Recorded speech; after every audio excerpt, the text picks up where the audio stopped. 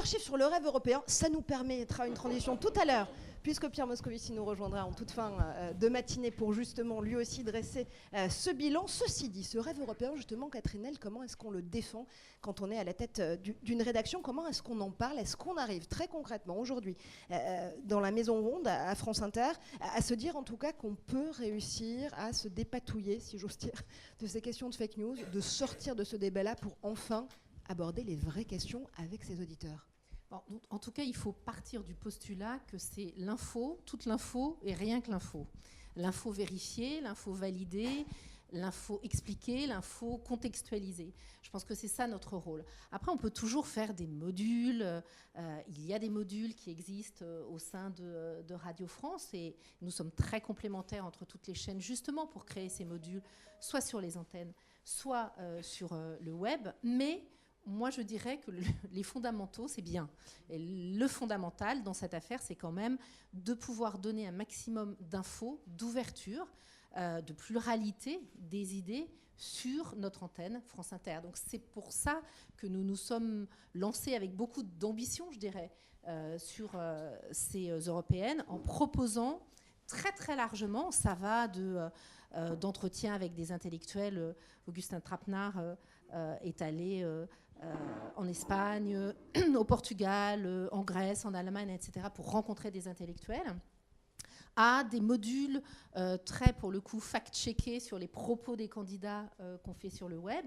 Bien sûr, évidemment, les interviews des têtes de liste, et puis des délocalisations. Parce que je trouve qu'on nous enfermait, en tout cas un peu au début, sur un débat progressiste versus nationaliste. Et moi, je pense que nos auditeurs, mais je pense que pas que nos auditeurs, ont besoin vraiment d'avoir le contexte, d'avoir des reportages de terrain et les délocalisations, aller voir sur le terrain ce qui se passe, ne pas considérer qu'en Hongrie ou en Pologne, il n'y a que des nationalistes qu'il ne faut pas fréquenter, mais comprendre l'origine et finalement ce qui se passe dans ces blocs, ou dans ce bloc de pays qui ont la même culture et les mêmes racines, c'est intéressant pour les auditeurs. Donc voilà, pardon, j'ai été un peu longue, mais on a essayé en tout cas de s'ouvrir au maximum et d'ouvrir nos programmes. Catherine Nel, vous dites expliquer, vous dites essayer de comprendre, vous êtes service public, donc c'est un petit peu normal. Quel est le retour des auditeurs? Est-ce que ça les passionne? Ou est-ce que franchement, ce qui les intéresse dans les élections européennes, c'est le débat national? Alors, ça dépend vraiment des thématiques. Il n'y a pas longtemps, on a fait une semaine complète sur l'Europe. Les entretiens d'Augustin Trapenard, d'ailleurs, passaient dans cette semaine-là. Et nous avons fait 5 émissions, 18-20. Donc, traditionnellement, première partie consacrée à l'international, deuxième partie, le téléphone sonne. Donc, vraiment des auditeurs qui prennent la parole. Et là, nous avons fait 2 heures, 18-20, où les auditeurs pouvaient s'exprimer plus largement. Si nous sommes sur des thématiques, si nous sommes sur l'agriculture, sur l'Europe est-elle plus sociale ou plus économique, ou quelle économie pour l'Europe, ou l'environnement, alors là, ils sont très concernés. Alors là, ils appellent beaucoup. Ils ont besoin de ce débat, ils ont besoin d'y voir clair. Parfois, ils ont besoin juste d'exprimer leurs opinions, mais ils sont très intéressés.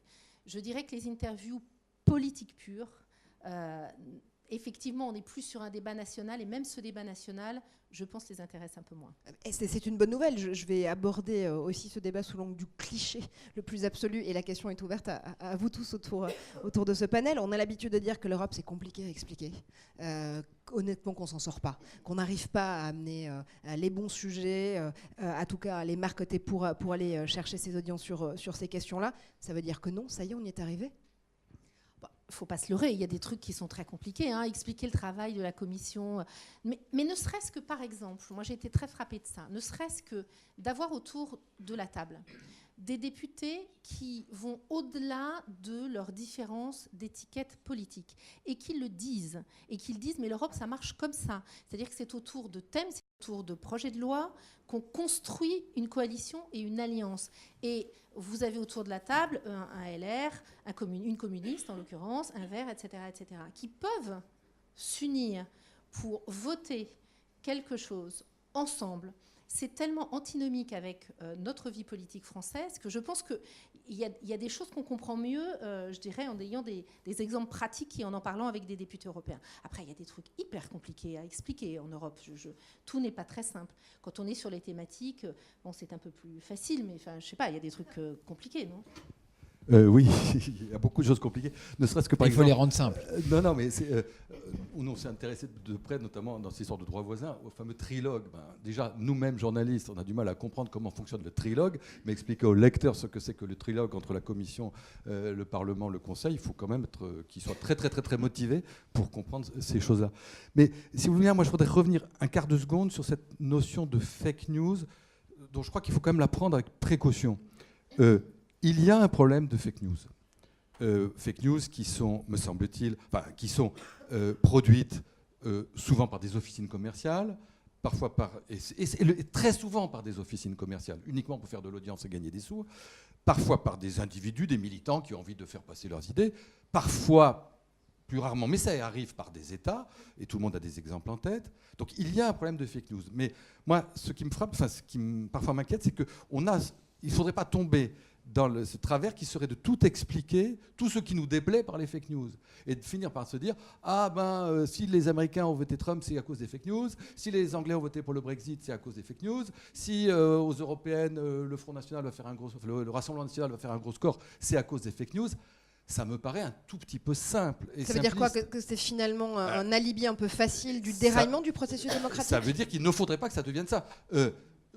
Puisqu'on parle de l'Europe, depuis Maastricht, le référendum 91, chaque fois qu'on a interrogé les Français, ils ont eu, que ce soit le référendum de 2005, on a senti qu'ils étaient soit très réticents, soit en colère, soit assez indifférents.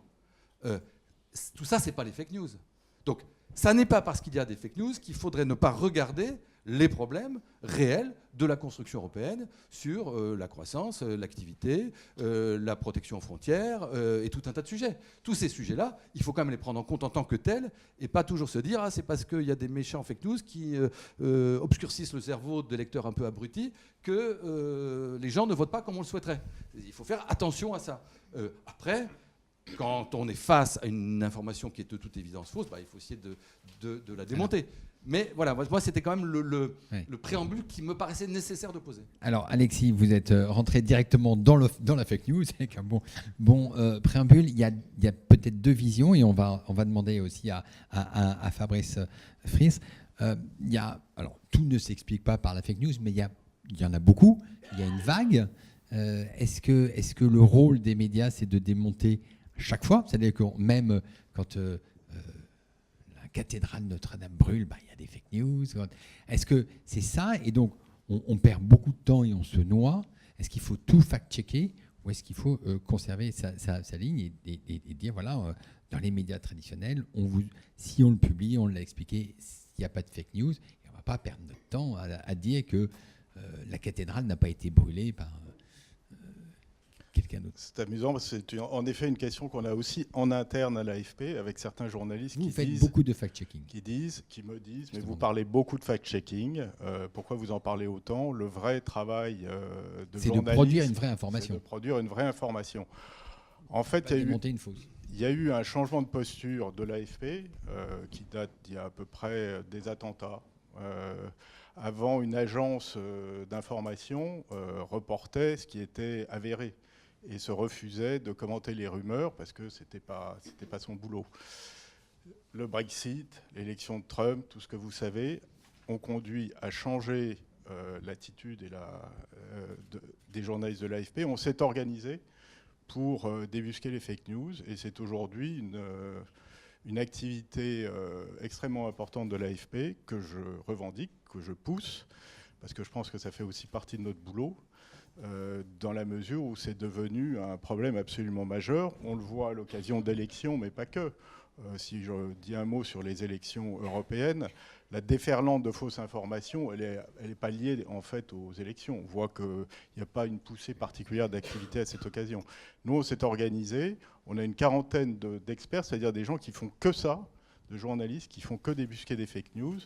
On est le plus grand, on a Facebook comme client et on travaille dans 25 pays pour débusquer ces fake news. Donc ça fait partie d'une activité comme celle de l'AFP. Pour autant, naturellement, il ne faut pas que ça devienne...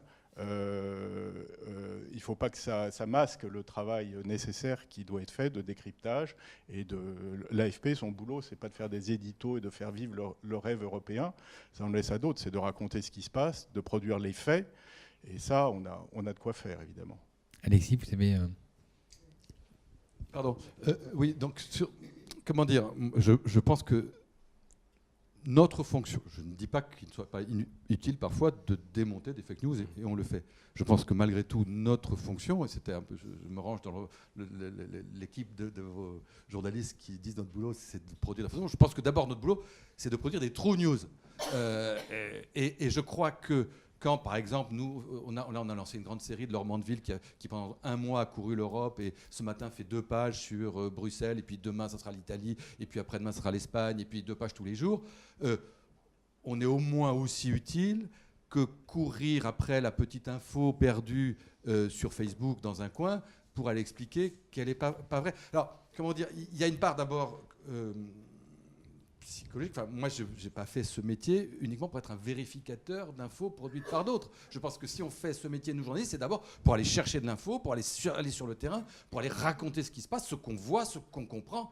C'est quand même ça l'essentiel, me semble-t-il. Après, moi, je me défie de cette espèce de schéma qui est en train de se mettre en place avec cette fonction du fact-checking, où les médias traditionnels seraient réduits progressivement à ça.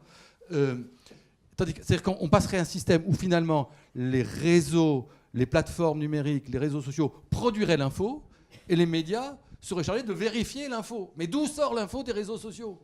Où ils sont allés la chercher? Qui est allé la chercher? Qui est allé sur le terrain pour raconter? Moi, cette chronologie-là m'inquiète quand même un petit peu, parce que le jour où les médias passeront leur temps à vérifier des infos fausses, qui sera là pour essayer de dire des infos vraies, ou en tout cas le plus proche du vrai, le plus vérifié, le plus honnête possible. Il n'y a pas d'objectivité absolue, mais enfin les plus honnêtes possibles. C'est quand même quelque chose qui, moi, m'inquiète un petit peu. Prenons un exemple tout bête. Alors là, on n'est pas dans le domaine européen, mais enfin, dans le domaine quand même d'une bêtise que nous avons tous écrite il y a 10 jours, c'est quand Castaner explique que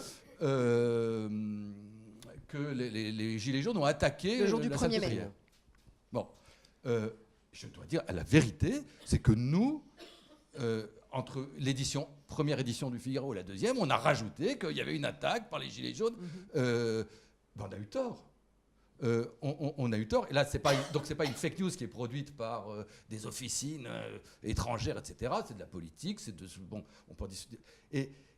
Et donc, je pense qu'il aurait mieux valu, il vaut mieux dans ces cas-là, plutôt qu'arriver après, et on l'a fait, et d'autres l'ont fait, de dire c'était pas si vrai que ça, et c'est pas comme ça que ça s'est passé, c'est un tout petit peu plus compliqué. D'ailleurs, Castaner est obligé de le reconnaître. Bon, c'est très bien, il vaut mieux le faire après que pas le faire du tout. Et on l'a fait. Le mieux, c'est quand même d'y être, de raconter, d'être au moment où les gars entrent dans la salle pétrière et de dire j'y étais, j'ai vu, et c'est pas exactement ça ce qui s'est passé. Et le dire tout de suite, c'est quand même mieux. Je dis pas que ce soit toujours possible, mais c'est quand même mieux. Et d'ailleurs, je dois, là encore à la vérité, de dire que c'est souvent de la part d'un certain nombre de gens, des réseaux sociaux ou des journalistes web qui étaient sur place. Nous, on avait un jeune journaliste qui était sur place et qui très vite sur Twitter a dit écoutez, moi j'ai pas tout vu, j'étais sur place, c'est pas ça que j'ai vu. On aurait mieux fait de l'écouter lui que d'écouter le ministre de l'Intérieur. Alors, ce qui veut dire aussi qu'en effet, Emmanuel, je te donne la parole dans un quart de seconde, ce qui veut dire justement que c'est le moment ou jamais d'être le plus transparent possible dans notre processus de fabrication d'infos et l'expliquer à nos audiences, qu'elles soient lectrices, qu'elles soient auditrices ou qu'elles soient téléspectatrices. Emmanuel, justement, c'était pour te relancer. Oui, mais je voulais rebondir sur ce que vient de dire Alexis, dans un positionnement qui n'est pas tout à fait le même. Je me retrouve d'ailleurs beaucoup dans les propos de Catherine sur, je crois, nos caractéristiques, chacun dans son domaine par rapport aux missions de service public qui sont les nôtres. Je crois que l'un des ressorts de la prolifération de ces fake news, tu as fait allusion, Alexis, aux événements du 1er mai, ou du risque de la fake news, c'est le rapport au temps. Voilà. C'est ce que certains ont appelé la tyrannie de l'urgence ou la dictature de l'urgence. Moi, j'ai la chance, en dirigeant Public Sénat, d'être dans un média du temps long. Je ne prétends pas que tous peuvent le faire. Moi, je ne suis pas une chaîne d'infos en continu. Je traite d'actualité et d'information, mais j'ai cette chance de me situer après coup, d'être le média du temps long. Et je pense que, et je le vois à travers les réactions de nos téléspectateurs, de nos internautes, il y a un besoin de plus en plus fort pour cette prise de distance que donne le temps long. D'où l'importance du documentaire qui permet de retrouver l'origine et le déroulement d'un dossier sur 1h30. Je vois le succès qu'a eu notre documentaire sur Ascoval, la bataille de l'acier. Ce n'est pas sans rapport d'ailleurs avec les enjeux européens. D'où l'importance de prendre le temps sur ces enjeux européens bien en amont, de les mettre en avant, d'où le partenariat qu'on a créé sur une émission de débat qui s'appelle On va plus loin depuis le mois de janvier avec Courrier International pour aborder le sujet des enjeux européens à la bonne échelle, qui n'est pas l'échelle de l'élection franco-française. Je ne dis pas qu'il ne faut pas le faire. Encore une fois, j'ai cet immense privilège de faire ce que je veux et sans contrainte d'audience, avec pour seule contrainte la mission de service public qui est d'informer, de donner des clés de compréhension de l'actualité et de la vie politique à nos concitoyens et si possible de les rapprocher de la vie politique. Mais ce temps long, il est extrêmement important. Le deuxième élément, c'est que l'espace étant la quatrième dimension du temps, ou le temps étant la quatrième dimension de l'espace, et ça rejoint ce que disait Catherine il y a un moment, je pense que la couverture des élections européennes doit précisément, j'y faisais allusion, se faire à l'échelle de l'Europe. On ne peut pas rester au débat franco-français. Et ça aussi, c'est une façon de lutter contre les fake news, que de rappeler que nous allons voter pour un Parlement européen qui va voter des décisions qui vont concerner l'ensemble du continent, une Commission européenne qui se prononce sur des éléments de vie quotidienne, on peut l'aimer ou ne pas l'aimer, mais qui vont concerner l'ensemble des citoyens européens. Et c'est ce que nous faisons, par exemple, demain soir, en diffusant un débat, je sais que nos amis de France Info TV le font aussi, le débat des Spitzenkandidaten, c'est-à-dire des candidats à la succession de Jean-Claude Juncker. Alors moi, j'ai le confort de pouvoir le faire. Je ne dis pas que TF1 ou France Inter va pouvoir le faire compte tenu de ces... Mais je pense que c'est très important. Et ce que je constate, c'est que nos téléspectateurs, ils viennent chez nous pour avoir ça. C'est-à-dire que bien sûr, ils ont besoin de l'alerte de l'info continue, mais ils ont besoin, et ils auront de plus en plus besoin à l'avenir, c'est le pari que je fais, c'est le pari que nous faisons d'ailleurs, je pense avec d'autres au sein notamment des chaînes de service public, de ce moment de débat posé, de ce moment de temps long du documentaire, de la vision plus large de l'échelle européenne. Et troisième élément, pour prolonger ce que disaient Alexis et Fabrice, c'est que je pense que le fact-checking est très bien fait et qu'il est indispensable, et c'est formidable que vous consacriez des moyens très importants à cela, est absolument nécessaire. Mais je suis d'accord avec Alexis que si le journalisme se réduit à ça, alors il va s'appauvrir, et que par ailleurs, le fact-checking a non pas ce travers, mais cette limite de parfois laisser penser qu'il y a une vision binaire des sujets. Et moi, je pense que l'une de nos missions, c'est aussi de faire la pédagogie de la complexité. Marc Lazare, dans son dernier livre, La Peuplocratie, le chercheur et politologue Marc Lazare, explique que l'un des ressorts du populisme, c'est la croyance qu'il y a des solutions simples à des problèmes qui en réalité sont toujours simples. Je crois que l'une de nos missions, c'est vrai aussi pour vous, et tu l'as exprimé à travers ce que vous faites sur les européennes, c'est de montrer que les sujets sont complexes. Vous l'avez dit ce matin, c'était Francis Donat qui le disait, la Commission, on n'arrête pas facilement de dire que la Commission est technocratique, elle ne s'intéresse pas aux citoyens. Et vous voyez bien dans vos domaines, dans nos domaines, qu'il y a eu des progrès importants. On a cité le droit d'auteur, on a cité le règlement sur la protection des données. Voilà. Donc, ce n'est pas vrai que la Commission n'est qu'un outil technocratique. Et cette pédagogie de la complexité, je pense que c'est un élément majeur pour lutter contre le populisme et c'est une fonction majeure de nos médias de service public. Nous le faisons justement à travers cette prise de distance géographique, le fait que nous avons traité les sujets bien en amont, le fait, je suis d'accord avec Catherine, que ça marche mieux de faire un débat thématique comme nous l'avons fait avec l'audition des candidats sur la mutualité, sur l'Europe sociale avec la mutualité française, pardon, c'était au début du mois d'avril. Et moi, je pense qu'au module vrai-faux du fact-checking, on a commencé à le faire, mais je voudrais peut-être à la rentrée le systématiser, avoir un module notamment sur le web ou une rubrique que j'appellerais « c'est pas si simple ». La Commission européenne, c'est une instance technocratique, eh ben c'est pas si simple. Et on l'assume. L'énergie, la voiture électrique, c'est formidable pour l'environnement, eh ben c'est pas si simple. Le glyphosate, c'est à éliminer tout de suite maintenant, eh ben c'est pas si simple. Je crois que là, on a vraiment une fonction très importante à côté de la dénonciation du vrai faux, pour montrer que la réalité n'est pas noire ou blanche, mais qu'elle est complexe, peut-être grise, peut-être plus ou moins rose ou plus ou moins bleue. En tout cas, elle est plurielle. Mais tu le disais tout à l'heure, concrètement, si tu n'avais pas les mêmes contraintes d'audience, est-ce que tu pourrais faire le même métier sur Public Sénat et expliquer les mêmes faits de la même façon ? Mais ce n'est pas mon sujet. Moi, mon sujet, c'est ma mission de service public. Mais ce que je crois, c'est que... avec un curseur qui n'est pas le même. D'abord, les médias de service public, et vous avez sur France Inter certaines contraintes d'audience, mais vous allez dans cette direction.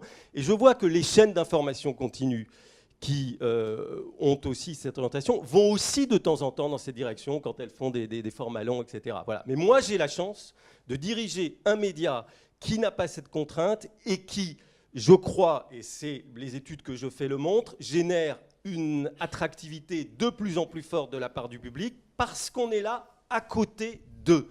Je ne dis pas qu'il ne faut pas de l'info continue, ce n'est pas mon sujet. Mais je dis qu'une fois qu'on a eu ça, si on ne prend pas cette distance, alors on manque toute la dimension de l'information et que c'est pour ça que je suis là, pour expliquer la vie parlementaire de façon, je dirais, détaillée, vivante, rythmée bien sûr, mais de façon la plus honnête possible et la plus exhaustive possible, et pour traiter les sujets qui interrogent notre société dans leur complexité et dans le récit qu'il faut retrouver. Le récit du temps long est à mon avis capital, et ce que tu dis par rapport à l'audience montre que ça n'est pas contradictoire avec la recherche de l'audience, puisque je vois que sur les documentaires, sur Ascoval, sur le destin de cette femme Anne Baer, vous savez, qui a été recherchée en Belgique pour qu'on lui donne en Belgique pour être euthanasiée, qu'on a suivi pendant 1 an. C'était une coproduction avec France 3, et qui finalement fait vivre et voir ce sujet à la fois dans son caractère d'émotion, mais dans son caractère de complexité de l'euthanasie. Le fait de l'avoir suivi pendant 1 an, de consacrer tout ce temps du documentaire et ensuite de le restituer aux téléspectateurs, on fait des parts de marché qui sont 3 à 4 fois nos parts de marché moyennes sur des sujets qui peuvent être plus ardus. Donc, je dis que prendre ce temps, prendre cette bonne échelle de l'espace, ce n'est pas du tout contradictoire avec une audience, mais simplement l'audience, ce n'est pas le primat de ma politique éditoriale, le primat, c'est ma mission. Ok, merci. Emmanuel Kessler, vous avez la chance d'être dans le temps long. Fabrice Friess, vous avez la malchance du coup d'être dans un temps beaucoup plus court, puisque c'est la dépêche, s'il faut être le plus rapide. Et vous êtes aussi pris par un temps encore plus court, qui est celui des réseaux sociaux, qui est celui de la rumeur. Comment est-ce que vous vous situez entre Emmanuel Kessler, temps long, réseaux sociaux, temps très très court? Vous êtes où? Et est-ce que ça a changé les manières de travailler? Ah oui, les réseaux sociaux ont changé quelque chose de très simple. Avant, les agences de presse, on dit maintenant d'information, parce qu'on fait heureusement plus seulement de la presse, avaient le privilège de l'exclusivité. Parce qu'on était les premiers généralement à donner l'info, le privilège de l'ubiquité, puisqu'on avait des correspondants partout, ça c'est fini. Les scoops viennent des réseaux sociaux. Ce qui nous reste comme privilège, c'est le privilège de la fiabilité, de la vérification, d'où l'importance. Et je dis juste un mot, je vais répondre à la question. J'espère que vous avez compris, il ne faut pas caricaturer mon propos. Je considère que le fact-checking est important. Ce n'est pas le tout du journalisme de l'AFP. Nous avons 40 fact-checkers et 1700 journalistes. Pour autant, je pense, je dis juste 2 mots, le fact-checking, c'est aussi du journalisme. Vous avez des fact-checks qui demandent 3 semaines d'investigation. Je peux vous en donner des exemples. On pourrait y passer du temps. Et l'autre leçon qu'on a apprise ces derniers mois, c'est que les journalistes qui se lancent dans cette activité, pour qui c'est souvent nouveau et souvent avec l'appréhension, en effet, c'est pas intéressant, pourquoi on perd son temps à aller vérifier une info débile, se rendent compte tous de l'importance du sujet et se mettent à être très engagés dans le fact-checking. Alors par rapport aux réseaux sociaux, nous, ce qui a changé, c'est que c'est souvent maintenant, si vous voulez, une source et une concurrence, mais c'est aussi une source d'infos qu'on intègre dans nos dépêches. Alexis Brézé, je vous voyais. Non, j'étais un peu réservé sur l'expression les scoops viennent des réseaux sociaux. C'est pas tout à fait faux, c'est-à-dire qu'il y a un certain nombre d'événements, une prise d'otage, ces événements comme ça très brutaux qui interviennent, c'est souvent parce qu'il y a des témoins qui sont sur place qui vont mettre l'info sur les réseaux sociaux. Oui, la breaking news. Oui, non, voilà. Souvent ça c'est bien vrai. sûr. Après, donc évidemment, et souvent, ce qu'on attendait autrefois de l'AFP, on va le voir en même temps que l'AFP, souvent sur Twitter, parce que quelqu'un aura posté la photo et aura dit il y a une prise d'otage au bout du monde, il y a X gars dedans. Bon, donc ça c'est vrai. Après, dire que le scoop vient des réseaux sociaux, là je suis quand même un peu... Non, mais je vais prendre un exemple pour recadrer le sujet. Sur Notre-Dame, il y a eu un moment où le ministre de la Sécurité intérieure, le secrétaire d'État, a dit... Oui. Non, pas Castaner, le secrétaire d'État, a dit Nunez, la charpente va s'effondrer. Ça a été relayé sur les réseaux sociaux, et en fait, c'est l'AFP qui a très vite dit non, c'est pas le cas, etc., et a vérifié. Donc, évidemment, nous aussi, on fait du scoop, de la breaking news, mais il faut reconnaître que les réseaux sociaux ont changé quand même un peu la temporalité. Évidemment, changé énormément, j'en conviens 1000 fois, mais je pense que de là à dire que les scoops viennent des réseaux sociaux, et il faut raison garder. C'est-à-dire qu'on sait tous combien c'est difficile d'avoir un scoop. Souvent, le scoop, c'est des semaines et parfois des mois d'enquête. Et sur le terrain, il peut arriver que le gars qui passe soit là au bon moment, il prenne une photo ou fasse 30-40 signes pour dire voilà ce que j'ai vu. Mais je pense quand même que le scoop en tant que tel, c'est pas exactement ça. Mais ça veut dire quand même qu'il faut prendre en compte ce qui se passe sur les réseaux sociaux, qu'il faut en tenir compte et qu'il faut être capable de prendre ses distances avec.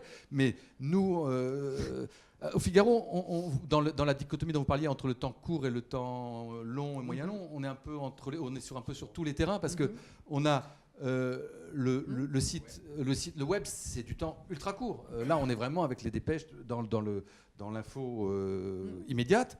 Le quotidien, c'est déjà du temps plus long, et plus ça va, plus les quotidiens évoluent vers cette fonction d'analyse, de décryptage, de reportage au long cours, avec des papiers beaucoup plus longs qu'autrefois. Les quotidiens, en gros, je caricature, mais enfin, sont en train de devenir des hebdos tous les jours. Donc le quotidien assume cette fonction et de plus en plus de prise de distance avec l'actualité. Et j'ajouterais que le magazine, lui, devient quasiment un mensuel, fait son actualité lui-même. Donc on a tout ça à gérer. Mais c'est vrai que le plus difficile, sans doute, c'est la fonction immédiate. Parce que là, il faut se dépêcher, il faut très vite dire on passe pas, on y va pas. Et moi, et je pense qu'Enguerrand peut en témoigner, une des parties de mon boulot, c'est dire non. C'est dire non, on s'en fout. Je préfère qu'on soit en retard d'un quart d'heure sur une info qu'on a eu le temps de vérifier que sortir un quart d'heure plus tôt une info dont on n'est pas sûr. Et c'est vrai que sur le web, dans les périodes très chaudes, les nuits d'attentats, Notre-Dame et tout ça, il faut faire super gaffe. Et souvent, les journalistes qui sont là ont envie de sortir des trucs. Ça, il faut leur dire non, si tu n'es pas sûr, tu sors pas. C'est pas grave, on n'en mourra pas. De toute façon, l'audience sont là. Et puis, bon. Donc, il faut être capable de dire non, on n'est pas pressé. Enguerrand, tu confirmes ? Je confirme le non. C'est vrai. Je prolonge, mais vraiment 10 secondes, ce que tu viens de dire, parce que j'ai revu ce week-end Les Hommes du Président. Et c'est exactement ce qui se passe. C'est-à-dire Ben Bradley dit à Bernstein et Woodward, vous avez une source supplémentaire avant de publier. Il faut revenir parfois aux sources dans ce moment où on est dans la frénésie de l'info pour se rendre compte que notre métier, c'est ça. C'est savoir parfois attendre 5 minutes. Mais les chaînes d'infos n'existaient pas à l'époque. Ouais. Moi, je voudrais ajouter Catherine, un paramètre. Vous êtes Madame Non aussi à France Inter. Oui, bien sûr. Un exemple, la mort de Karl Lagerfeld, par exemple, très intéressant, puisqu'il n'y avait pas de communiqué officiel sur sa mort, alors que depuis une heure, tout le monde, il n'y avait pas de dépêche AFP, il n'y avait pas de Reuters, il n'y avait rien. Et finalement, à un moment donné, c'est juste le travail qu'on a sur nos sources. Et la conviction qu'effectivement, à partir du moment où des sources fiables peuvent nous dire que, on n'attend pas la dépêche AFP et on y va.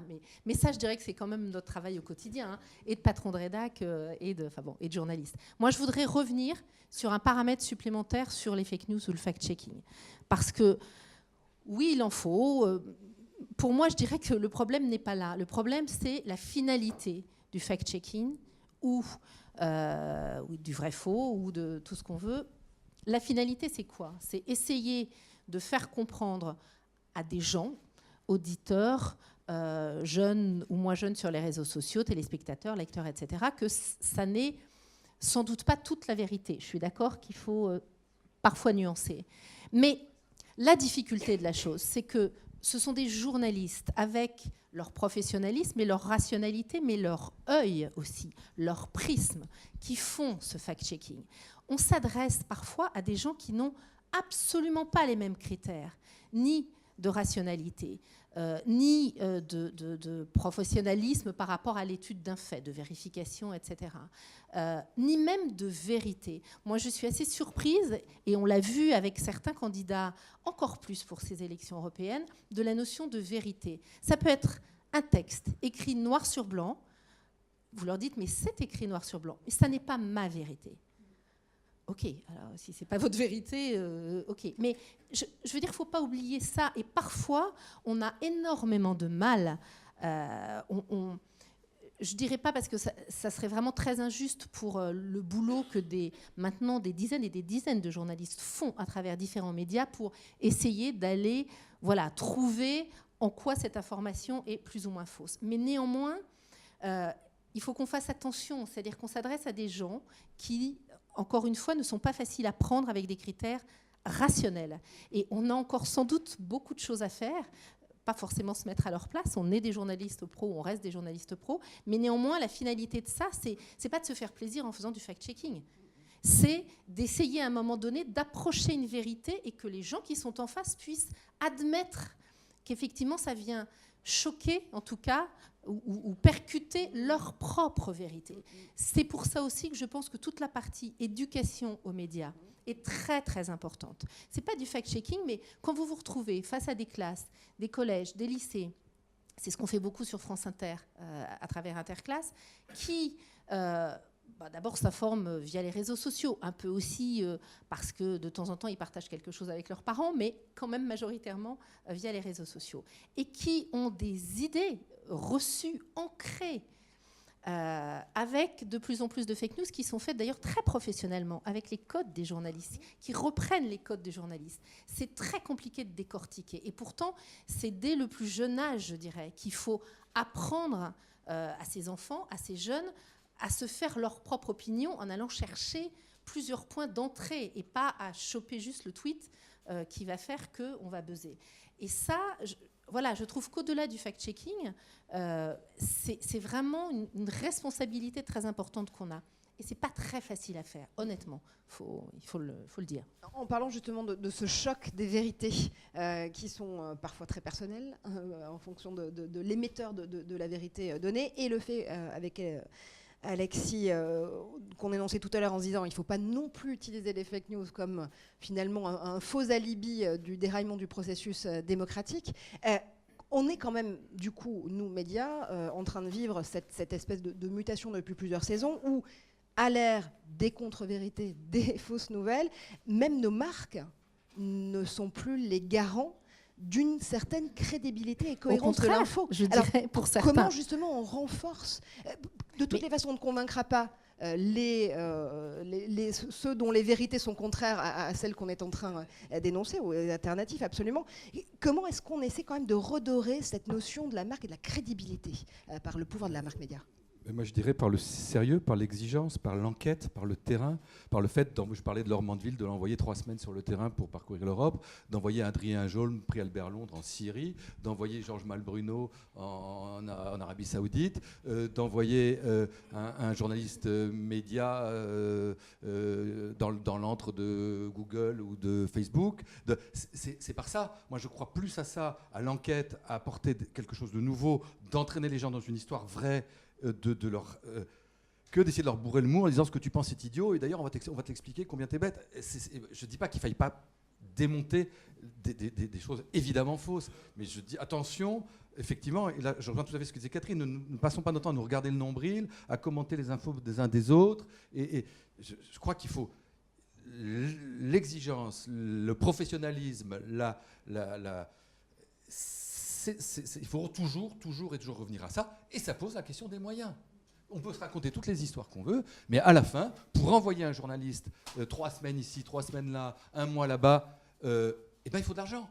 Et la difficulté aujourd'hui des médias, elle est là. Ceux qui peuvent aujourd'hui leur faire... Parce que quand ils ont de moins en moins de journalistes, que les journalistes passent leur temps à pondre, n'ont plus le temps d'aller sur le terrain, n'ont plus le temps d'aller enquêter, qu'on diminue le nombre de correspondants, là, on s'affaiblit.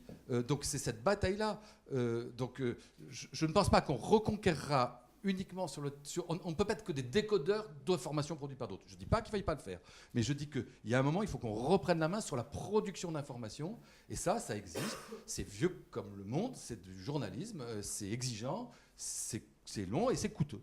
C'est bien le sujet. L'info de qualité devient une denrée rare, et donc on doit se comporter comme si on était à la tête d'une industrie du luxe, parce que c'est le cas. La commodité, c'est la fake news aujourd'hui, il faut le reconnaître. Et effectivement, le gros sujet derrière, c'est les moyens qu'on met sur le terrain. Prenons le cas de Bruxelles, puisqu'on parle des élections européennes. L'AFP, c'est 14 journalistes qui produisent en 4 langues. Il y a beaucoup de médias français, de grands médias français, qui n'ont plus de correspondants, malheureusement, à Bruxelles. Vous en connaissez un, je pense. Les salles de presse, moi j'ai travaillé 5 ans à la Commission européenne, les salles de presse ont à peu près diminué, la salle de presse a diminué de moitié de taille. Donc c'est ça le problème aujourd'hui des médias. Ça n'est pas vrai que pour l'Europe, c'est vrai. Il y a beaucoup de journaux qui n'ont plus de journaux et de médias qui n'ont plus de correspondants. Je peux vous assurer qu'aujourd'hui, en Libye et au Soudan, qui sont 2 sujets sous les feux de l'actualité, l'AFP est souvent seule. D'accord. Alors là, on arrive aux moyens. Alors, on va avoir deux sujets sur les moyens et on rebouclera sur la directive droit d'auteur et droit voisin qui donne des moyens supplémentaires. Catherine, je voulais voir, parce que Alexis dit l'information, ça coûte cher, donc ça a un prix. On est un peu dans cette période transitoire où il y a des gens qui acceptent de payer pour l'information. Il y en a d'autres qui n'acceptent pas ou qui ne peuvent pas payer et qui seraient donc soumis à une espèce de magma informe. Et puis, il y a le service public. Oui, alors... C'est gratuit. Oui, c'est peut-être un peu et c'est de qualité. Binaire, mais non, parce qu'il y a encore des médias on le voit, par exemple, privés qui sont gratuits et qui font de la bonne info quand même. Mais tout n'est pas dans un modèle gratuit-payant. Mais on le voit, le New York Times, les abonnements ont explosé depuis l'arrivée de Trump parce qu'ils se sont mis, voilà, si vous voulez de l'information, allez payer vos abonnements. Le service public a un rôle extrêmement important aujourd'hui. Entre autres, il n'y a pas que le service public qui a un rôle important, mais entre autres, mais cette question des moyens, elle est primordiale. Et je pense qu'effectivement, c'est pour ça d'ailleurs qu'on voit des consolidations au niveau des médias. C'est pas pour autre chose que ça. Au sein du service public et notamment de Radio France, il est vrai que c'est plus facile avec 600 journalistes partout sur le territoire, des accords aussi des bureaux internationaux, des accords avec RFI, il est plus facile de se retrouver partout dans le monde pour être dans la réalité du témoignage, plutôt que simplement sur quelque chose qu'on va faire au téléphone, mais sans pouvoir juger réellement, même si ça fait aussi partie des enquêtes qu'on doit faire, de la réalité. Donc oui, c'est aussi en s'adossant sur des grands groupes, comme celui de Radio France, qu'on arrive à donner cette possibilité. Mais il ne faut pas se leurrer, au sein de Radio France, au sein de France Télévisions, on a aussi des problèmes budgétaires, enfin, vous le lisez tout comme moi, avec des économies qui sont demandées et donc des choix à faire. Voilà, des choix à faire. Donc quand on a à faire des choix dans les rédactions, souvent, effectivement, ça commence par supprimer les bureaux à l'étranger, puis en région, si on en a, à resserrer les rédactions et à envoyer moins les gens en reportage pour qu'ils fassent plus de desks. C'est effectivement, je pense, très important qu'on ait ça en tête pour prouver, chacun à notre niveau, que le journalisme, c'est avant tout pouvoir vérifier. Encore une fois, il ne faut pas être angélique, il ne faut pas forcément qu'on aille en Libye pour parler de la Libye, mais néanmoins quand même, la base du métier, c'est de vérifier avec plusieurs sources et de pouvoir témoigner soi-même de quelque chose qui se passe sur nos yeux, même si on peut être dupe aussi d'une réalité sur le terrain. Donc, oui. Juste un mot, parce que donc, la problématique des fake news, d'une certaine façon, on peut la vivre comme une opportunité pour nos médias, dans la mesure où elle nous renvoie aux fondamentaux de notre métier. La meilleure réponse de nos métiers, d'informer, de nos médias.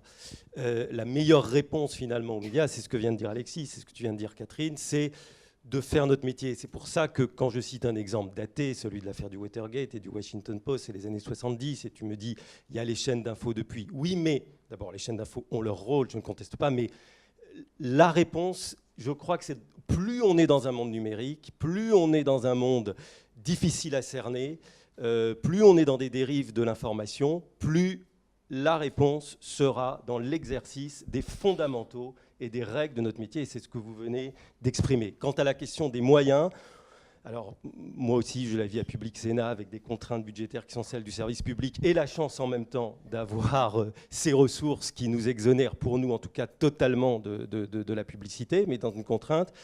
Il y a deux voies, effectivement, tu le dis Catherine, ce sont les partenariats qui nous permettent. On en fait un avec Le Figaro sur notre soirée électorale, donc public-privé, si je puis dire. On en fait avec France 24 jeudi sur une grande soirée consacrée aux européennes, qui nous permettent ensemble de recréer des présences de terrain que peut-être on n'aurait pas sinon, parce qu'on s'est partagé les reportages dans toute l'Europe pour cette émission qu'on va faire ensemble, France 24 et Public Sénat, jeudi à 18h. Je fais un tout petit peu de pub. Le deuxième élément, c'est que dans l'audiovisuel, on a une petite chance, une petite opportunité, c'est la baisse des coûts de production. La technologie nous sert un peu, je ne dis pas que c'est extraordinaire. Et donc ce qui est important, c'est que chaque fois qu'on fait une économie sur la technologie, parce qu'aujourd'hui on fait des directs sans CARSAT, mais avec des liaisons par 4G, etc., il faut, en tout cas moi c'est ma doctrine, que tout ce qui est généré sur ces moyens techniques, on le remette dans les contenus et dans la présence de terrain des journalistes. Merci. On parle moyens. Je disais, on va aborder dans la dernière partie de ce débat la question de la directive droit d'auteur, droit voisin. Fabrice Friers, vous êtes beaucoup battu pour ça. Est-ce que effectivement, ceux qui profitent beaucoup de l'information produite par les médias, ce sont les réseaux sociaux et les Google et les agrégateurs de news? Est-ce que la directive droit d'auteur et droit voisin et sa transposition va permettre de remettre de l'argent dans les médias? Oui, c'est évidemment l'objectif. Moi, je me souviens très bien en juillet, quand il y avait eu le premier vote négatif du Parlement, on s'est dit deux choses au sein de l'AFP. Un, il faut sortir du débat technique et l'incarner. Donc, sortir du débat technique, on a tout anglais sur le thème de la paupérisation des salles de rédaction, parce que c'est le vrai sujet, c'est la diminution du nombre de journalistes de par le monde, et particulièrement dramatiquement aux États-Unis. Et ensuite, l'incarner, on a décidé, plutôt qu'il y ait une tribune du PDG de l'AFP, dont tout le monde se serait probablement foutu, de faire parler un grand reporter qui était Sami Ketz, et ça a eu son petit effet. Alors maintenant, on est dans la phase de transposition, avec un passage au Sénat. Il y a encore des choses à régler. La bonne chose, c'est que la France est la première, doit donner l'exemple, parce que l'idée, c'est qu'ensuite, on va le dire comme ça, les autres États membres se calquent un peu sur le texte français. Donc plus le texte sera ambitieux, mieux ça se passera. La question à 100 balles, c'est combien ça va rapporter aux médias. Et franchement, là, c'est difficile de le dire. Vous avez le groupe Springer qui parle de milliards. Vous avez le SPQN qui a sorti un document qui parle de 350 millions. Je ne sais pas. Ce sera l'objet d'une négociation avec les plateformes. Moi, je peux vous dire que j'ai passé la semaine dernière sur la côte ouest aux États-Unis. J'ai vu les gens de Google particulièrement irrités contre l'AFP en particulier. Et donc, on n'est pas parti pour une négociation forcément très, très facile. En même temps, Axel, la bonne chose, c'est qu'on y va groupe IRT. En même temps, oui, tout à fait. Mais je vais reprendre sur ce ton allemand, si vous me permettez. Axel Springer a fait bien de dire de compter en tout cas ses futures ressources et allocations de ressources en milliards. Je rappelle que c'est un des premiers groupes à avoir tenté de quitter Google News avec pertes et fracas et d'être revenu tout de suite après. Et c'est pour ça que ça ne peut marcher que si c'est collectif. Si un d'entre nous décide de dire zut à Google ou à Facebook, il est mort, parce que on peut plus. Le seul moyen, c'est de créer une instance collective entre les GAFA et les médias qui va collectivement dire soit vous dealez avec l'ensemble des médias une rémunération convenable, soit vous n'aurez rien. Et là, ça change absolument le rapport de force, parce que sans aucun contenu venant d'aucun média, Google, Facebook, YouTube, Instagram et tout ça, ils ne sont pas bien. Donc ce système est absolument décisif. Après, ça va être dur. Ça veut dire, parce que là encore, on en revient aux questions des moyens. Quand on discute, quand on va entrer dans une négociation, on va se retrouver avec les 2, 3, 4 avocats des médias, celui du CSPQN, celui de... et puis les 400 gars qui vont en face de Google, Facebook et tout. Donc ça va être très dur, donc il faut vraiment une volonté politique continue, qui aille au-delà de on fait voter puis ciao, bonsoir. Et il faut que nous, médias, on reste suffisamment unis dans cette bataille pour, à la fin des fins, que ça produise quelque chose. C'est très bien de poser un principe qu'on doit être que les contenus, nos contenus qui passent dans leurs tuyaux soient rémunérés, mais au-delà du principe, maintenant, il faut que ça produise des effets financiers. Évidemment, c'est une question pour nous de gros sous, oui, bien sûr. Mais il faut bien voir que derrière tout ça, et je pense que c'est ce qui a fait bouger les pouvoirs publics, c'est une question démocratique. Il faut bien comprendre que ce qui se joue dans les 10 à 15 ans qui viennent, c'est la survie ou la disparition des médias européens. Si rien n'est fait pour arrêter cette espèce de dépossession par les GAFA des médias européens, et quand je dis médias, c'est presse écrite, mais c'est télé, c'est radio, il n'en restera plus un seul indépendant dans 15 ans. Et alors là, on pourra parler de fake news. Le jour où il y aura 2 médias, et je ne dis même pas américains, parce que c'est même plus des Américains, c'est des plateformes transnationales qui n'ont plus de nationalité, qui sont plus puissantes que des États. Mais quand il y aura 2 médias d'origine américaine, un russe et un chinois, qui produiront l'information en France, et que les uns auront acheté les Échos, les autres auront acheté le Figaro, le troisième auront acheté RTL, Europe 1 et le Figaro, et ben là on verra ce que c'est que les fake news. Là, on verra ce que c'est que l'indépendance. Notre système a plein de défauts. Il nous arrive de dire des bêtises, mais malgré tout, il y a une espèce d'équilibre qui se fait entre les uns et les autres. Il y a des cordes de rappel, il y a de la responsabilité. On est responsable de ce qu'on écrit. Le jour où il y aura une plateforme en Chine, une plateforme en Russie, 2 plateformes à Palo Alto, et on pourra attaquer personne devant aucun tribunal, décrocher aucun téléphone pour se plaindre, ben là on verra. Donc cette affaire de droit voisin, bien sûr c'est une histoire de gros sous, et c'est important pour payer les journalistes, mais c'est aussi une affaire de démocratie. Mais quand on regarde de façon très simple et très concrète la constitution des offres justement médias et la dernière keynote de Tim Cook par exemple, quand il présente la future offre Apple News sur la partie kiosque, il n'y a pas un titre européen qui est proposé dans l'abonnement. Et encore une fois, on joue sur la question de se dire que s'abonner au kiosque Apple News pour $8 par mois, ça permet d'économiser quasiment $100 par an d'abonnement à des titres de presse. Donc là aussi, il y a une problématique de mise en adéquation avec des audiences et des lectorats qu'on pourrait aller toucher. Mais je ne veux pas monopoliser la parole, mais on n'a pas de problème d'audience. On a une audience colossale. Enfin, là, je parle pour la presse écrite. On a réussi à transférer nos audiences papier vers des audiences numériques qui sont 10 fois supérieures. Le Figaro touche, je crois, 25 millions de visiteurs uniques par mois. Ça n'est jamais arrivé dans toute l'histoire du Figaro. Donc la question n'est pas une question d'audience, elle est de gagner de l'argent avec cette audience. Dieu sait que moi, je suis attaché au modèle payant et au premium, et je me suis beaucoup battu pour ça. Mais ça ne suffira pas. Il faut qu'on continue à pouvoir proposer de l'information gratuite sur nos sites de qualité, et que cette information nous rapporte de l'argent pour la financer. Donc, quand on sait que la publicité est à 90% sur le numérique, de toute façon trustée par Google et Facebook, et que tous les autres acteurs se partagent 10%, voilà, il y a une problématique même au-delà des droits voisins sur la survie de nos entreprises de presse. Fabrice. Bon, c'est très courant maintenant de faire du GAFA bashing, et j'ai eu ma part. Je voudrais juste dire, et je suis peut-être très naïf, mais tant pis, je le disais avant qu'on entre dans la salle à Alexis qui était très sceptique. Moi, j'étais donc la semaine dernière, on a vu Facebook, Google, YouTube. Je veux juste dire une chose, on a le sentiment d'un léger réfléchissement et d'un changement de climat. On a eu, très simplement parce qu'on a été reçu à un bon niveau, là où on ne l'aurait pas été probablement l'année dernière, ou il y a 2 ans. Ensuite, le discours, c'est on a besoin de vous, on a besoin d'une info de qualité, on retrouve l'histoire des marques. On passe beaucoup de temps à faire du ranking, etc. Je ne dis pas que c'est la solution miraculeuse, mais c'est en train de changer. On a des partenaires qui veulent de l'info de qualité, certifiée, sourcée, parce que comme je l'ai dit tout à l'heure, ça devient un bien rare. Et ce qui est rare est appétissant, et ils s'en rendent compte. Rare, cher, ils sont prêts à payer. Juste pour dire un mot, c'est que Facebook, par exemple, je racontais le fact-checking, nous paye du contenu. C'est un des rares exemples, C'en est un petit, très, très mal. Mais c'est un début où Facebook nous achète du contenu. C'est un début. Et juste d'un mot, c'est vrai que dans ce combat pour le pluralisme des médias, ce qui a été fait par l'Europe à travers la directive, c'est quand même un point positif, ça a été souligné, mais je pense qu'il faut le redire. Il n'est pas suffisant, c'est pas armes égales, etc. Mais tout ça est une avancée.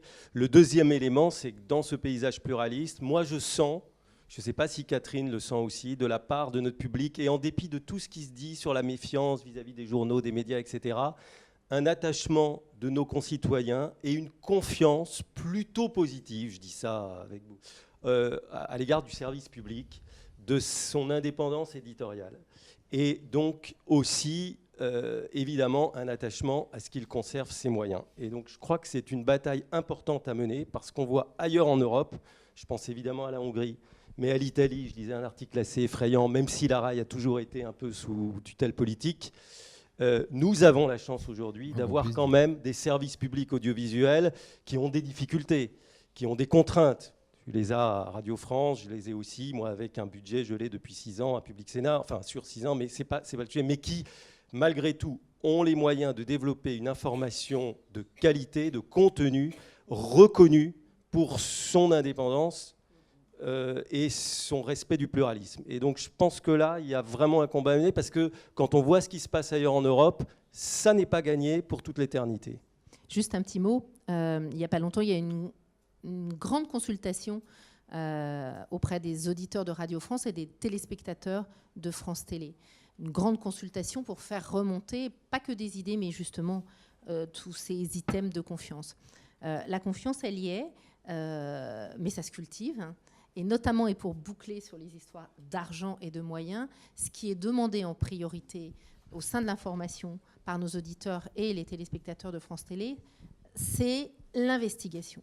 De plus en plus d'investigation. Alors ça rejoint la problématique des fake news, mais ça veut dire effectivement de l'argent aussi, des moyens, parce que pour sortir réellement, au-delà des fake news, mais des sujets d'investigation, d'abord, il faut s'unir, et c'est pour ça qu'on s'appuie aussi sur des consortiums de journalistes. Ça donne plus de moyens aux différents médias qui appartiennent à ces consortiums, et c'est un gage pour eux, effectivement, d'indépendance, de pouvoir aller gratter, investiguer. C'est un gage d'indépendance absolument primordial. Alors, on n'aura pas le temps. Vous avez abordé le problème de la confiance dans les médias, et on reste sur malheureusement le sondage de la Croix qui est sorti dernièrement. Il ne faut pas se cacher. La confiance a chuté. Elle n'a pas baissé, elle a chuté de 8 points pour la télé, 6 ou 8 pour la presse, je ne me souviens plus, mais c'est la même chose, et autant quasiment pour la radio. Donc on a 3 minutes. Emmanuel, vous dites il y a de la confiance. 2 minutes, pardon, c'est même pas 3 minutes. Il ne faut pas se cacher, il ne faut pas se voiler la face. Les médias sont au plus bas de la confiance. Comment est-ce qu'on fait pour remonter ? Désolé, c'est un sujet très vaste et je vous demande de faire ça très vite. Mettre des moyens sur le terrain, par exemple dans la foulée du Brexit et de l'élection de Trump, ça a consisté pour l'AFP à aller dans des zones où on n'allait plus, mettre des journalistes au centre des États-Unis et dans les zones anglaises où on n'allait plus depuis longtemps. C'est ça la meilleure parade. Et penser en effet à des audiences nouvelles. Au passage, le fact-checking est un moyen de rajeunir l'audience. Donc il faut rajeunir l'audience, ne plus parler seulement à l'establishment et avoir tout ça comme obsession. Oui, alors vous disiez les médias sont au plus bas, ce qui est vrai. Alors, les réseaux sociaux sont encore plus bas, c'est une maigre consolation. Ce qui est plus malgré tout consolant, et je parle là pour le Figaro, mais je pense que c'est vrai pour chacun des médias pris indépendamment. Quand on regarde la relation de chaque média à ses lecteurs, à ses auditeurs, il y a quand même de la confiance. C'est-à-dire qu'il y a une espèce souvent de dichotomie entre le jugement porté en général sur les médias, ils disent n'importe quoi, et d'ailleurs ils ne voient pas du tout ce qu'on vit, ils sont éloignés, ils sont dans leur bulle, ils se racontent leurs histoires, mais mon journal, ma radio, ma télé, celui-là je l'aime bien. Donc je ne dis pas tout va bien, tout est formidable, mais il faut quand même nuancer. C'est pas, heureusement, si ce rejet qui frappe collectivement les médias nous frappait individuellement en tant que titre, on n'aurait plus de lecteurs, plus d'auditeurs, plus de téléspectateurs. Donc c'est un petit correctif au tableau que vous décrivez. après, le seul moyen de répondre, c'est de faire notre travail et le faire le mieux possible. Et puis c'est tout. Moi, je dirais que le doute est toujours sain. Et quand on se prend effectivement vague après vague, parce que ce n'est pas la première année que les médias baissent, et quand on doit couvrir, on n'a pas à prononcer le mot de gilet jaune ici, on n'a pas sans doute eu le temps, mais c'est une crise qui a profondément interrogé les journalistes, qu'ils soient de la presse écrite, qu'ils soient des agences, des radios, parce que nous n'avions plus nos repères, nous, journalistes, par rapport à quelque chose qui s'est... avec plus de références, avec plus d'intermédiaires, avec pas de patron d'assos, pas de syndicalistes, pas de chef d'entreprise. Et ça nous a fait, je pense, sainement douter sur la façon de faire notre métier. Après, une fois ce doute passé, et ces discussions, je pense, dans toutes les rédactions de France, il faut quand même revenir à nos fondamentaux, ce que veut dire être un journaliste professionnel. On croit en certaines règles, celle de la vérification de l'information, celle du témoignage, celle de l'engagement. Je pense qu'il faut toujours revenir aux basiques. Basique et remise en cause. Emmanuel. Oui, mot. Juste un petit tropisme aronien que peut-être je partage avec Alexis Brézet, puisque j'ai produit, au Public Sénat a produit un documentaire sur Raymond Aron, qui a donné ensuite un livre du réalisateur Fabrice Gardel avec Dominique Schnapper. À propos du journalisme, il dit ceci, parce que je reviens et je reboucle sur la capacité de prendre de la distance et de mise en perspective, qui était un élément fondamental de notre métier, avec l'investigation et le terrain, bien entendu. Pour tous les journalistes, il y a un danger qui n'est pas facilement évité, c'est d'être trop obsédé par l'actualité. Les journalistes sont tout aussi intelligents que les universitaires, souvent supérieurs, mais si l'on ne fait que du journalisme, à la longue, on risque de perdre le sens de la durée, des questions essentielles, et on se satisfait trop facilement des commentaires suggérés par les événements. C'est là le piège de la facilité. Mais le reconnaître, ce n'est pas du tout mépriser le journalisme, bien au contraire. Je termine. Si l'on veut être journaliste, il faut savoir de quoi on parle. On n'apprend pas à être journaliste en étant journaliste. Merci. Merci infiniment. pour cette Je doute, donc je suis finalement, c'est Descartes appliqué aux fake news pour justement les dépasser et sensibiliser les Français aux vrais enjeux des européennes. Merci infiniment, messieurs, dames, d'avoir répondu à ces questions pour nous. Bonne journée.